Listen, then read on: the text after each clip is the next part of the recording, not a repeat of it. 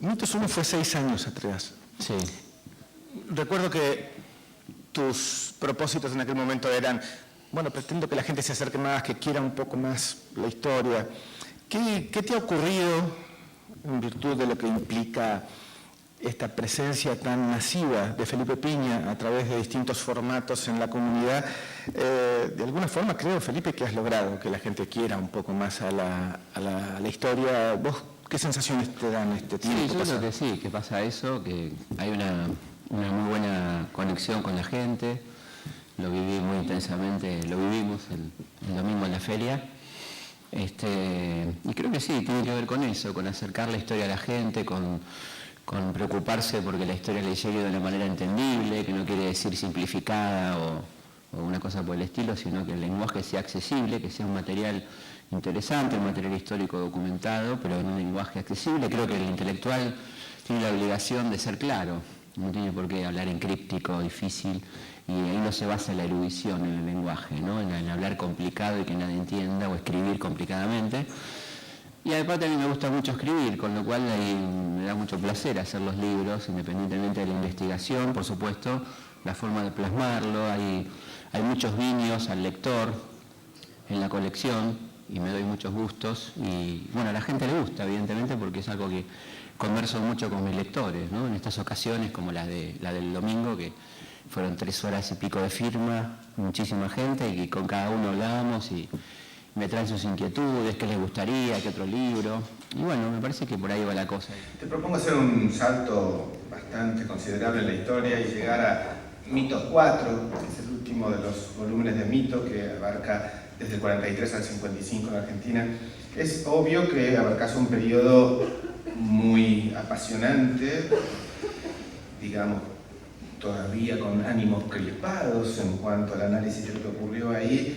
¿De qué manera abordaste ese libro teniendo en cuenta justamente esto, ¿no? ¿De qué manera estás cruzado por tantas pasiones todavía? Primero y principal, uno cuando se mete con un tema como el peronismo, el primer peronismo tan interesante, tan polémico, que así se dice, uno tiene que dejar de lado la preocupación de quedar bien con alguien y tiene que hacer un trabajo histórico, ¿no? Poner lo que uno siente que tiene que poner en el libro y documentarse y hacer un libro que entre todo lo que tiene que entrar, de los elementos positivos, negativos, etcétera, que creo que están todos en el libro. Y me importaba mucho tratar, cosa que no es muy frecuente en los libros sobre el peronismo, tratar el peronismo no como un objeto de curiosidad o como un objeto folclórico, sino como un sujeto histórico, porque creo que es un movimiento evidentemente muy respetable, independientemente de lo que se piense de él, tal como cualquier otro. Y siempre hay un tratamiento, por lo menos desde el lado de cierta tilinguería intelectual, de superioridad, de paternalismo, el peronismo es incorregible, el peronismo es sentimiento, el peronismo...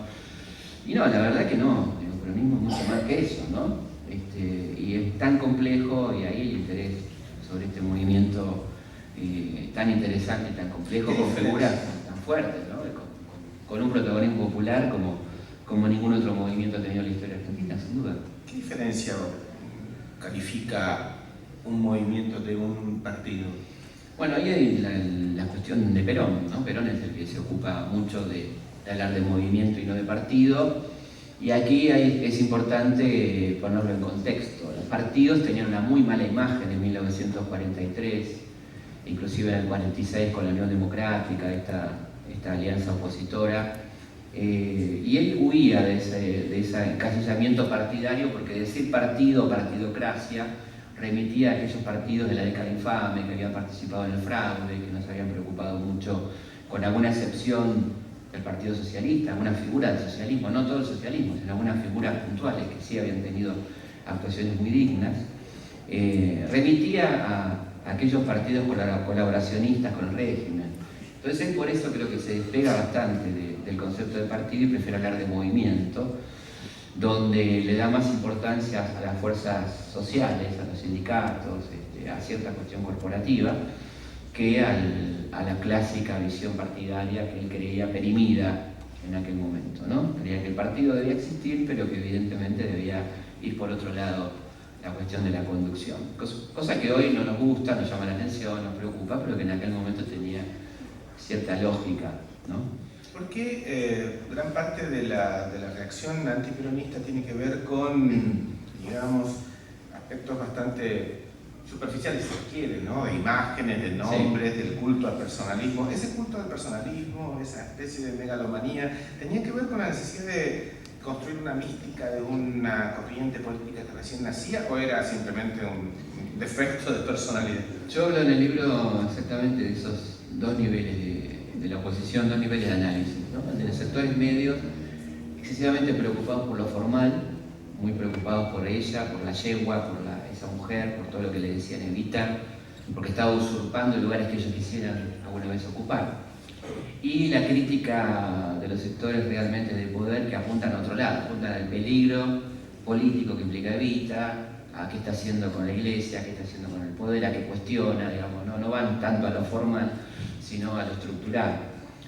Y en cuanto al culto de la personalidad, que evidentemente es un error y que hoy nos espanta, en aquel momento tenía que ver, y no lo estoy justificando, sino explicando, con la instalación de una nueva forma de hacer política, una cultura política que iba en sentido contrario a toda la que estaba instalada hasta ese momento, ¿no?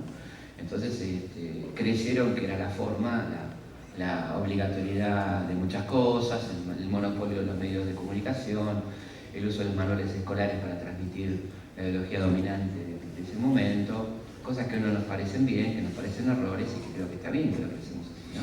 En el contexto de la época es algo más discutible, probablemente, nunca va a estar bien, por supuesto, pero la pregunta apunta a por qué lo hicieron y creo que lo hicieron por eso. Les pido por favor que levanten la mano. Quienes quieran hacer una pregunta les van a alcanzar un micrófono y les pido por favor concisión en la pregunta, así más gente puede preguntar, por favor. La pregunta es la siguiente. Somos alumnos del profesor de Historia del Instituto 95, Ramón. ¿A qué se debe, en líneas generales, ¿no? Escuchándote, ¿a qué se debe esa tendencia en Argentina, esa tendencia a derrocar gobiernos constitucionales para llamar de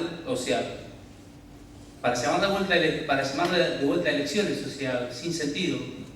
Yo no lo veo sentido. Bueno, no necesariamente, ¿no? Me expliqué por lo menos. Sí, claramente. Eso se dio prácticamente solamente en dos golpes. El golpe del 30, que convocó elecciones, pero claramente fraudulentas, y el golpe del 62 de Frondizi, que convocó elecciones limitadas claramente por la proscripción del peronismo. Pero si vos pensás, por ejemplo, en el golpe de 1966, de la llamada Revolución Argentina, pasaron 7 años para convocar elecciones, y el golpe con la dictadura militar, la última dictadura, pasaron 7 años, y no estaban en esos ánimos convocar elecciones inmediatamente, ¿no? O sea, eran golpes que no pensaban en la apertura democrática, y tuvieron que abrir la apertura democrática a partir, en el caso, por ejemplo, de Onganía y compañía, por el Cordobazo y por la resistencia popular, y también en el caso de la dictadura, además de la debacle de Malvinas, que fue fundamental, por la resistencia popular a aquel golpe, ¿no? O sea que no necesariamente hay una voluntad de convocar elecciones inmediatamente. De hecho, la Libertadora tampoco piensa en elecciones enseguida, ¿no? Tarda un tiempo, 3 años. Como hice al principio, vuelvo a reiterar el agradecimiento a la municipalidad, a esta casa, a CODERE por apoyar la iniciativa, y vuelvo a pedirle a ustedes que me ayuden a decirle gracias a Felipe Pino.